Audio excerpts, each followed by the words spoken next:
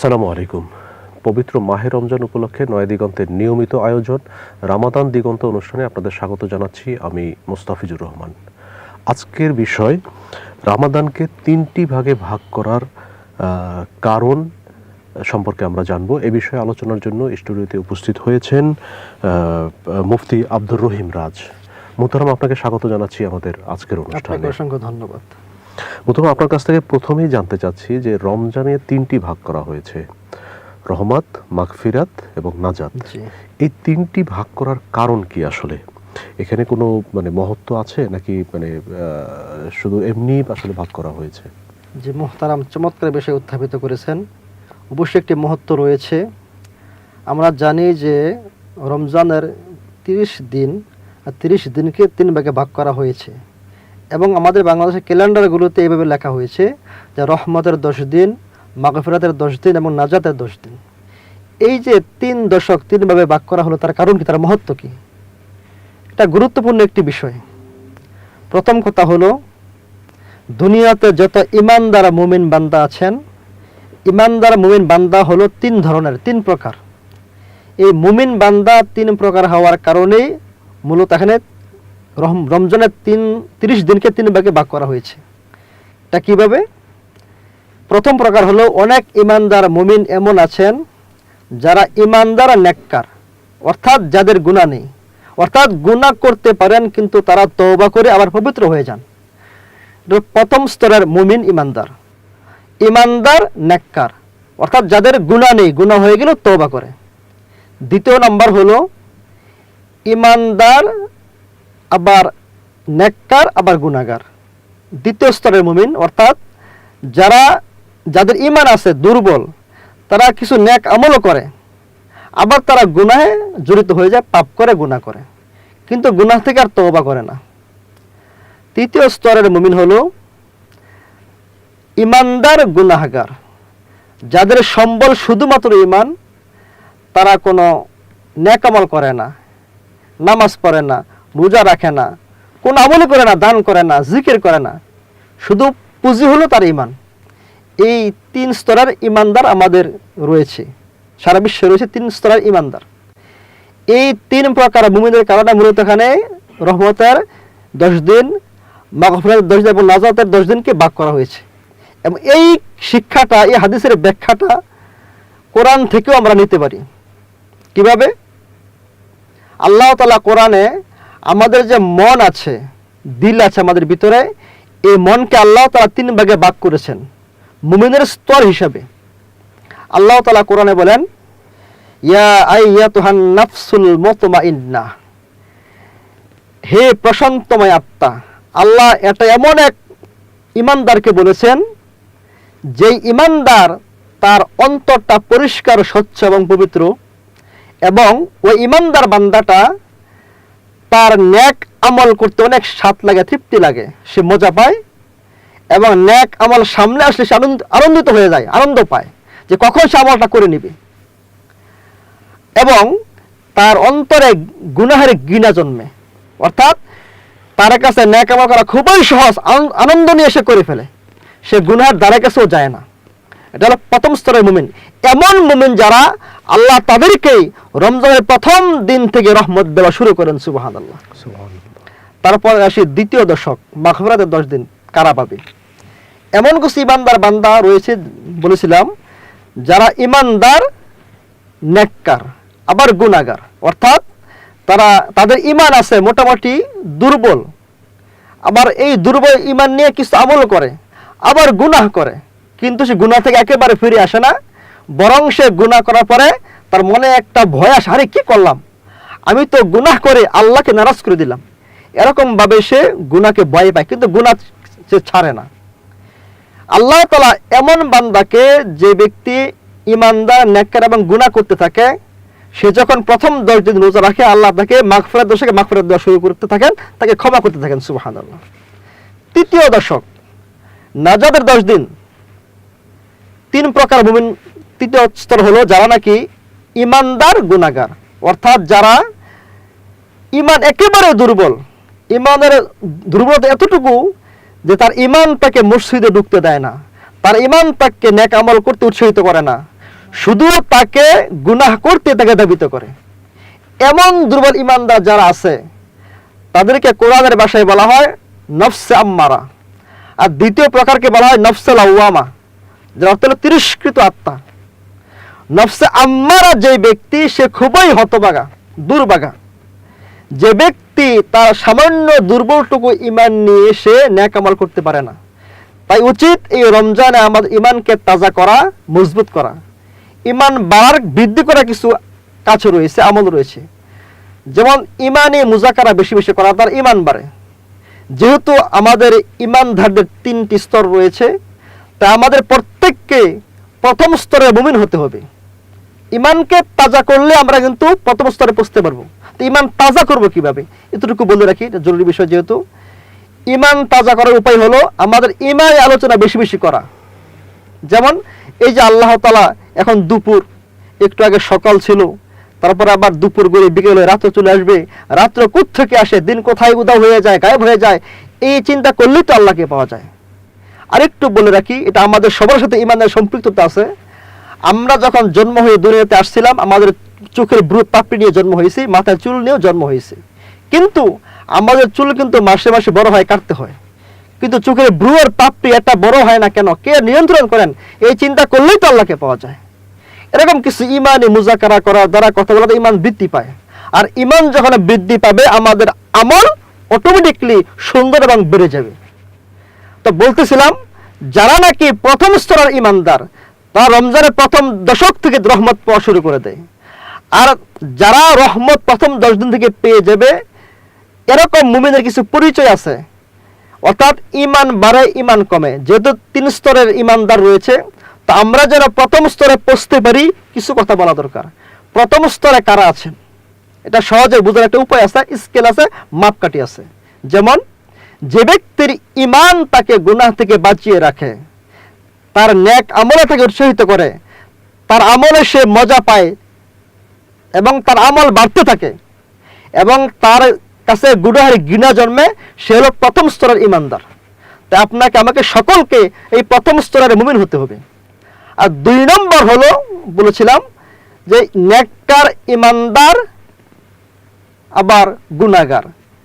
অনেক মানুষ এমন আছেন যে গুনাহের মজা পাইয়া গুনাহ করা শুরু করে দেয়, আবার তার মানে বয়াহ কি করলাম।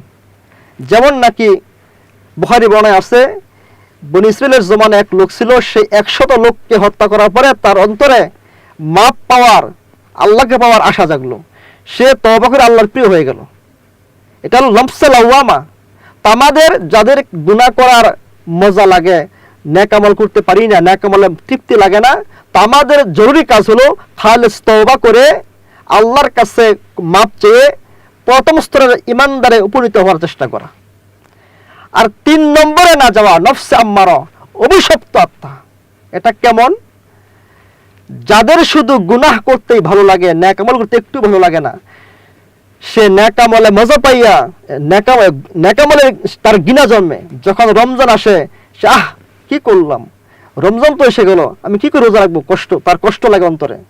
অথচ ইমানদার খুশি হওয়ার কথা যে আমি তো মুমিন, রোজা আসবে তো আমি আল্লাহর দেওয়া অফারটা নিয়ে যাব, আমি আল্লাহকে রাজি করব, আমি জান্নাত কামাই করব। কারণ রমজান মাস হলো জান্নাত কামাইয়ের মাস। একটি হাদিসের মধ্যে আসছে, আল্লাহ রাসূল বলেন, ওই ব্যক্তি অভিশপ্ত, ওই ব্যক্তি গজবপ্রাপ্ত যে ব্যক্তি রমজান পাইয়া তার গুনাহগুলো ক্ষমা করতে পারে নাই। তাই এই রমজানে আমাদের উচিত হলো আমাদের গুনাহগুলোতে খালেস তওবা করে আল্লাহকে রাজি করে, সন্তুষ্ট করে, আল্লাহ পাকের সান্নিধ্য লাভ করে দুনিয়ার শান্তি, পরকালের মুক্তি লাভ করে। এটা হলো মূলত এই 3 ভাগে বিভক্ত হওয়ার কারণ। তবে শেষ কথা, বলেন। আচ্ছা, এখানে একটা বিষয় যে প্রথম 10 দিন হচ্ছে রহমতের, এই রহমতের ব্যাপকতাটা নিয়ে যদি আপনি একটু বলতেন আমাদের। যে অবশ্যই রহমতের ব্যাপকতা এমন, যা বলে কয়ে লিখে শেষ করা যাবে না। রমজানের যখন চাঁদ উদিত হলো, রমজানের 1 তারিখ তো শুরু হয়, আমরা গণনা করি পরের দিন থেকে, অথচ আরবিতে মাস আগে আসে, দিনটা আগে আসে। যখন চাঁদ উদিত হয়ে গেল, তখন থেকেই কিন্তু রমজান মাস শুরু হয়ে গেল। আর যখন রমজানের চাঁদ উদিত হয়ে গেল, তখন থেকে আল্লাহ তাআলা ব্যাপক হারে রহমত, মাগফিরাত, নাজাত সব বর্ষণ করতে থাকেন। যদিও 3 ভাগে ভাগ করা হয়েছে 3 শ্রেণী মুমিনের কারণে, কিন্তু মূলত আল্লাহ রহমত সবসময় বর্ষণ করেন। তাই আমাদের উচিত এই রহমতকে পাওয়ার আশায় আমাদেরকে ঈমানকে পাকা করতে হবে, যে আল্লাহ তাআলা আমাদের পরিপূর্ণভাবে এই আল্লাহর পরিপূর্ণ রহমত আমরা পেতে পারি। আচ্ছা, এই যে মাগফিরাতের যে 10 দিন বা রহমতের 10 দিন, এই সময় আসলে আমলটা কিরকম হওয়া উচিত? রহমতের 10 দিন অবশ্যই বেশি বেশি রহমত পাওয়ার আল্লাহর কাছে কামনা করা, দোয়া করা, হে আল্লাহ আপনি রহমতের দশকে আমাকে রহমত দান করুন। আবার মাগফিরাতের দশকে বলা, হে আল্লাহ আপনি মাগফিরাতের দশকে, ক্ষমার দশকে আমাকে ক্ষমা করে দেন। আর নাজাতের দশকে বলে, আল্লাহ নাজাতের দশক চলতেছে, আপনি আমাকে নাজাতের দশকে নাজাতের ফয়সালা করে দেন। এরকম দোয়া বেশি বেশি করার চেষ্টা করা। ইবাদতের ক্ষেত্রেও তো মনে হয় যে সেভাবে মশগুল থাকাটাই অবশ্যই ইবাদত কোনোভাবে না ছাড়া, রমজান মাসের প্রত্যেকটা সময়কে দামি মনে করে শুধু আমলকে বাড়াইতে থাকা, এরকম চেষ্টা করতে হবে আমাদের। এবং আল্লাহর রহমত ছাড়া আমাদের মুক্তি পাওয়ার আসলে কোনো রাস্তা নাই। জি না। এবং আল্লাহর রহমত পাওয়ার জন্য আমাদের সর্বোচ্চ চেষ্টা করতে হবে। বিশেষ করে এই রমজান মাসে আমাদের এই অভ্যাসটা গড়ে তুলতে হবে। আচ্ছা, আর একটা বিষয়, সর্বশেষ যে 10 দিন, এটা হচ্ছে নাজাতের 10 দিন। তো এই নাজাতের 10 দিন সম্পর্কে যদি আপনি আমাদেরকে একটু বলতেন, এই সময় আমাদের কি হওয়া উচিত? যদি আমি 3 শ্রেণীর মুমিনের কথা থেকে বলি, তাহলে বলতে হবে যে সকল ঈমানদার দুর্বল, নেক আমল করে না, তারা রোজা রাখার চেষ্টা করতেছে, আল্লাহ তাআলা একসময় তাদেরকে 20 দিন রোজা রাখার পরে আল্লাহ তাদেরকে ক্ষমা করে নাজাতের ফয়সালা করে দেন। আর পরিশেষ কথা হলো, নাজাতের দশকে আমাদের বেশি থেকে বেশি আমলকে বাড়ায় দেওয়া। যেহেতু অন্য হাদিসের মধ্যে আসছে রমজানের শেষ দশকে শবে কদর রয়েছে, এই কারণে শেষ দশকের প্রত্যেকটা রাতে, বিশেষ করে বেজর রাতে আমলকে অনেক বেশি বাড়ায় দেওয়া। এমনকি নবীজি বলেছেন তোমরা রাত্রি জাগরণ করো শেষ দশকে, কারণ যে কোনো সময় যে কোনো রাত্রি এই শেষ দশকে তুমি শবে কদর পাইতে পারো। এই কারণে শবে কদর পাওয়ার উদ্দেশ্য হলেও আপনাকে আমাকে সকল ঈমানদারদেরকে এই রমজান শেষ দশকে আমলকে অধিক হারে বাড়িয়ে দেওয়া, যেন আমরা রমজানে পরিপূর্ণ বরকত ফয়েজ লাভ করতে পারি। আচ্ছা, এই ইতিকাফের বিষয়টা নিয়ে আসছেন, তো ইতিকাফটা তো আসলে শেষের দিকেই করা হয়। জি। তো এবং ইতিকাফের মূল উদ্দেশ্যটাই হচ্ছে যে এখানে শবে কদরকে তালাশ করা। শবে কদরের নির্দিষ্ট কোনো দিন এখানে উল্লেখ করা হয়নি, এখানে যে কোনো একটা বেজর রাতে হতে পারে, যে কোনো বেজর রাতে হতে পারে। এই সম্পর্কে যদি আপনি একটু বলতেন যে শেষ 10 দিনে আমাদের আসলে তখন কি দুনিয়াবি কাজ বা বৈষয়িক কাজগুলো আমরা কিভাবে কমিয়ে আল্লাহর দিকে মশগুল হতে পারি বা ইতিকাফের দিকে আমরা ঝুঁকে পড়তে পারি, এইটার উপায়টা কি যদি আপনি একটু আমাদেরকে। চমৎকার বলেছেন। যেহেতু আল্লাহ রাসূল সাল্লাল্লাহু আলাইহি ওয়াসাল্লাম রমজান শুরু হওয়ার 2 মাস আগেই রমজানে হায়াত পাওয়ার দোয়া করেছেন, যেন তিনি রমজানে আমল করতে পারেন। এই দোয়ার দ্বারা বোঝা গেল আল্লাহ রাসূল বুঝাতে চান যে তোমরা রমজানের 2 মাস আগেই রমজান তুমি কিভাবে কাটাবে, তুমি কিভাবে রমজানে বেশি বেশি আমল করতে পারবে, রমজানের আগে থেকেই তুমি এই প্রস্তুতি গ্রহণ করো, যেন রমজানে তোমার কাজ অনেক কমে যায়, তোমার আমলটা বেড়ে যায়। এই কারণে রমজানের আগে থেকেই আপনাকে আমাকে রমজানের প্রস্তুতি নিতে হবে এবং আমল করার প্রস্তুতি নিতে হবে, যেন রমজানে আমরা কাজকে কমিয়ে দিয়ে আমরা আল্লাহ পাকের সান্নিধ্য লাভ করার জন্য আমলটাকে আমরা বেছে নিতে পারি। আচ্ছা, আপনার কাছে আমার শেষ প্রশ্ন, সেটা হচ্ছে যে প্রথম 10 দিন হচ্ছে রহমত, শেষ 10 দিন নাজাত। তো নাজাতের যে 10 দিন কিংবা মাগফিরাতের যে 10 দিন, সেই সময়টা কি রহমতের দরজাটা উঠে যায় না সেটি বলবৎ থাকে? যে না, অবশ্যই রহমত বলবৎ থাকে, মাগফিরাত থাকে। এটা শুধু 3 প্রকার বান্দাদেরকে আল্লাহ তাআলা ক্ষমা করার নিমিত্তে একটা সিরিয়াল সিস্টেম দিয়েছেন, যেন বান্দা সহজে তার গুনাহগুলো ক্ষমা করিয়ে আল্লাহ তার সান্নিধ্য লাভ করতে পারে। রহমত সবসময় রমজানের কোনো একটা মুহূর্ত এরকম নেই যে রহমত বর্ষণ হয় না, কোনো একটা সময় নেই যে আল্লাহ বান্দাকে ক্ষমা করেন না, কোনো একটা সময় এমন নেই যে আল্লাহ বান্দাকে নাজাত দেন না। আল্লাহ তাআলা প্রত্যেকটা মুহূর্তে বান্দাকে রহমত দান করেন, আবার ক্ষমা করেন, আবার নাজাতও দিতে থাকেন। যেখানে আরেকটা বিষয় আপনি আলোচনা করেছিলেন যে যারা গুনার কাজও করে আবার সওয়াবের কাজও করে, ভালো কাজ খারাপ কাজ দুটোই করে, এবং খারাপ কাজ থেকে তওবাও করে না, আবার তওবা করে বারবার সেই কাজটা করতে থাকে। তো এই জায়গা থেকে আসলে আমাদের মুক্তি কি? এবং দেখা যাচ্ছে বাংলাদেশের মানুষ বা আমাদের মধ্যে একটা প্রচলিত ধারা আছে যে আমরা মানে দুটোই করতেই থাকি। একই ব্যক্তি দেখা যাচ্ছে যে ওয়াজ মাহফিলের আয়োজন করছে, সে আবার ওই যাত্রাগানের আয়োজন করছে, তো দুটি আয়োজনই দেখা যাচ্ছে একই ব্যক্তি করতেছে। তো এই যে জায়গাটা আর কি, আমরা ভালো কাজও করছি, একই সাথে আমরা খারাপ কাজও করছি, আবার সেই জায়গা থেকে মুক্তির জন্য আমরা তওবা করতেছি, আবার ওই কাজটা আবার করতেছি। তো এখান থেকে আসলে বাঁচার উপায়টা কি? জি, চমৎকার একটি বিষয় উত্থাপিত করেছেন। বাঁচার উপায় হলো আমাদের ইসলামী জ্ঞান চর্চা বাড়াইতে হবে এবং হক্কানি বুজুর্গদের সুহবতে বেশি সময় দিতে হবে। কোরআনের সাথে সম্পর্ক জি, অবশ্যই। বেশি বেশি আমাদের কোরআন পড়তে হবে, কোরআন জানতে হবে এবং যারা কোরআন ওয়ালা তাদের কাছে গিয়ে আমাদের ঈমান আমলকে পরিশুদ্ধ করাতে হবে। যে ব্যক্তি আমল করতে জানে না তাকে যদি আমল করতে দেন সে আমল ভালো মতো পারবে না, সে আমল তার ছুটে যাবে, তার তৃপ্তি পাবে না। উদাহরণস্বরূপ যদি কোনো ব্যক্তিকে আপনি দোকানে বসিয়ে দেন তুমি এই মালগুলো বিক্রি করো, সে যদি দামটা না জানে তাকে ব্যবসা বানা হবে, সে বসতে পারবে না, বিক্রি করতে পারবে না।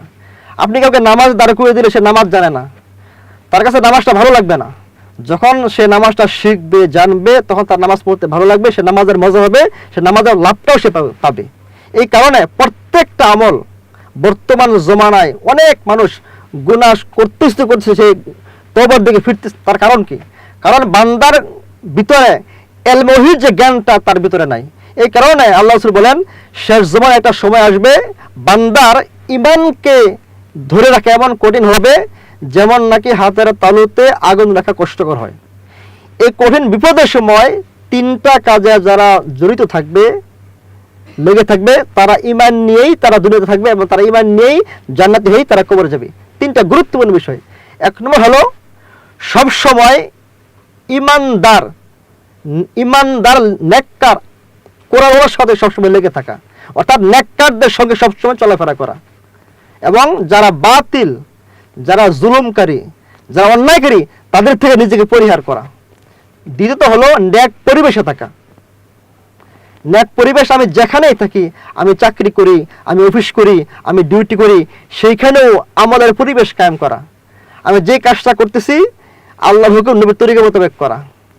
তৃতীয়ত হলো নিজে নেককার হওয়ার চেষ্টা করা, অর্থাৎ আমি এলম শিকার পাশাপাশি আমল করব। মাঝে মধ্যে কোরআনে একটু তাফসির পড়া, একটা সূরা অর্থ পড়া, একটা দোয়া পড়া, একটা মাসালা শিখা, এরকম বলে যখন আমল শিখবো তখন আমার ভিতরে ইনশাল্লাহ ঈমানের নূর আসবে, আমল করার তৃপ্তি আসবে। এই তিনটা কাজ যদি আমরা করতে পারি ইনশাল্লাহ আমরা এই পথ থেকে উতরে উঠবো ইনশাল্লাহ। মুদাম, আপনাকে অসংখ্য ধন্যবাদ আমাদেরকে এতক্ষণ সময় দেওয়ার জন্য। জি, শুকরিয়া। প্রিয় দর্শক, আজ এ পর্যন্তই। আগামীতে আবার দেখা হবে অন্য কোনো অতিথির সাথে, অন্য কোনো বিষয় নিয়ে। সবাই ভালো থাকুন, সুস্থ থাকুন সেই প্রত্যাশা করছি। আল্লাহ হাফেজ, আসসালামু আলাইকুম।